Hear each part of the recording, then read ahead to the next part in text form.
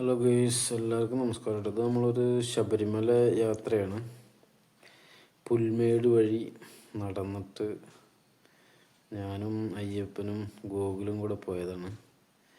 സത്രം വഴി ചെന്നിട്ട് നമ്മൾ കാടിൻ്റെ ഉള്ളിൽ കൂടെ മല കയറി പുൽമേട് വഴി ശബരിമല സന്നിധാനത്തെത്തും. പുൽമേട് വഴി പോകുമ്പോഴുള്ള കാഴ്ചയാണ് കാണുന്നത്. ഇത് കണ്ടില്ലേ, ഇതെല്ലാം നടന്നു പോകുന്ന വഴിയാണ്.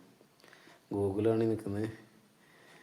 ഇങ്ങനെ മുട്ടക്കുന്നുകൾ ഇഷ്ടം പോലെ ഉണ്ട്. കാണാൻ ഭയങ്കര ഭംഗിയാണ്. ഒരിക്കൽ പോകേണ്ട സ്ഥലമാണ്. അതിമനോഹരമായ ഒരുപാട് കുന്നുകൾ നോക്കിയാൽ അങ്ങനെ എന്താ പറയുക, കണ്ണെടുക്കാൻ തോന്നില്ല. അത്ര മനോഹരമായ പുൽമേടുകളുള്ള കുന്നുകളാണ്. കുറേ കുന്നിൻ്റെ സൈഡിൽ കൂടെ ഇങ്ങനെ നടന്ന് നമ്മൾ പോവും.